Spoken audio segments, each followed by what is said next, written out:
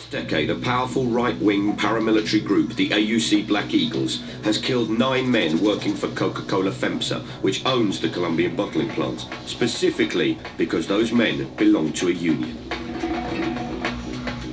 In January, the Black Eagles issued this threat.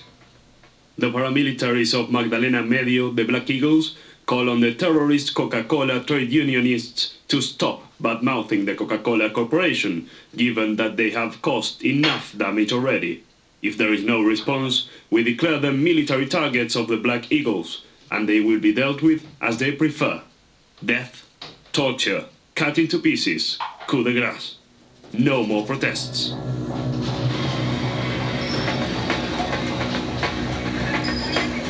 I came to Colombia in 2004 as part of my Coca-Cola challenge. This is Luis Eduardo Garcia. Luis has worked for Coca-Cola for 26 years. Despite death threats, he claims Coca-Cola FEMSA has done nothing to protect him. There's been paramilitary activity that's affected your family. What was your experience? En el año 2002 fui abordado. In 2002, I was delivering Coca-Cola when 2 armed men came and put a gun to my head, and they told me my time had come. The owner of the shop saved my life because he pulled my shirt and threw me into the shop. I told the company and asked them to put me in a less risky job. But Coca-Cola has done nothing to keep me alive. Colombia is a dangerous place for trade unionists. Right-wing paramilitaries murder about 200 a year, including Coca-Cola bottler employees. One once told me to be a trade unionist here is to carry a tombstone on your back. These stories are real. We are the ones living with them for real. We are the victims of this situation. We demand that Coca-Cola help us and repair the harm that has been done to us. They have to allow those responsible to be punished, and they need to create a code of ethics whereby Coca-Cola respects the rights of its workers. Just this month, Luis Garcia and a colleague received this letter from the Black Eagles. We give you the opportunity to leave the country. We combat guerrilla and communist ideology with death. The military target is getting closer, and we confirm that it will be in a common grave. Obey to save your life. I've joined a bus full of union members and promptly become entangled in a protest march. Caught behind police lines, our progress slows to a crawl, and at the back of the bus I find long-standing Coca-Cola employee and union leader, Efrain.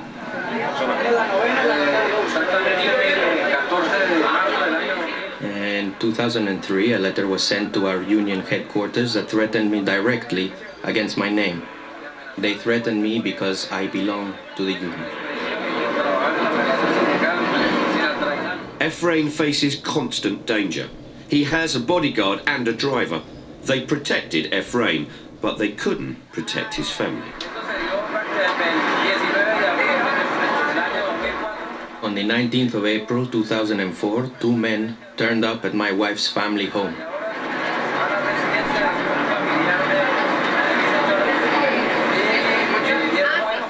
And they killed my brother-in-law, his wife, and my 15-year-old nephew.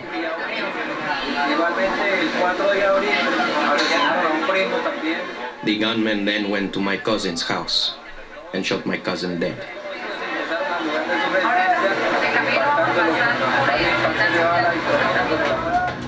In 2004, a New York City councillor led a fact-finding delegation to Colombia.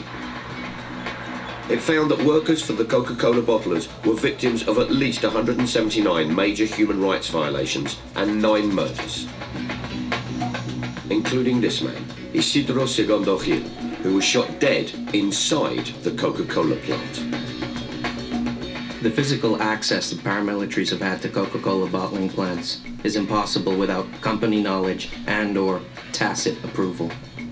Coca-Cola's inaction and its ongoing refusal to take any responsibility for the human rights crisis faced by its workforce in Colombia demonstrates at best disregard for the lives of its workers.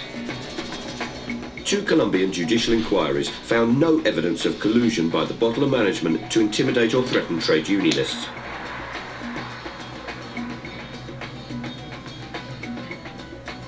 Tim Beattie, whose union, the Teamsters, represents 30,000 Coke workers, says the company is in talks over compensation for Colombian victims, but he remains critical.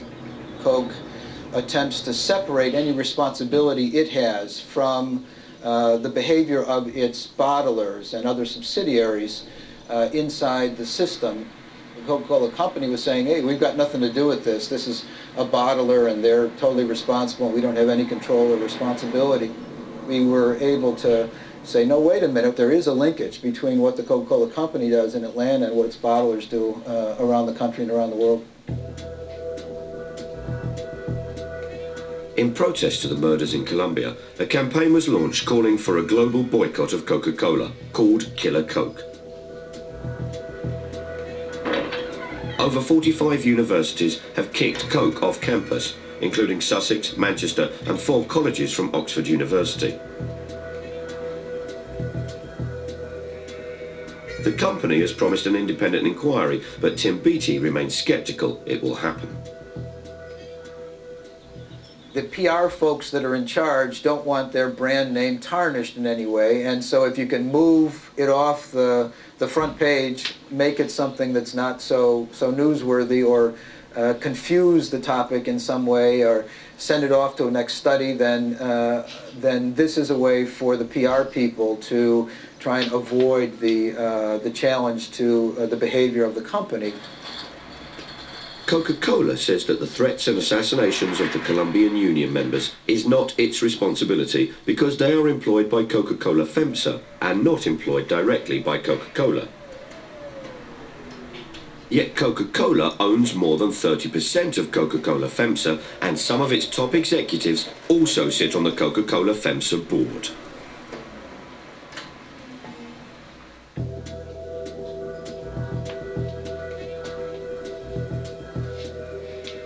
Despite denials and promises to investigate, these images haunt Coca-Cola.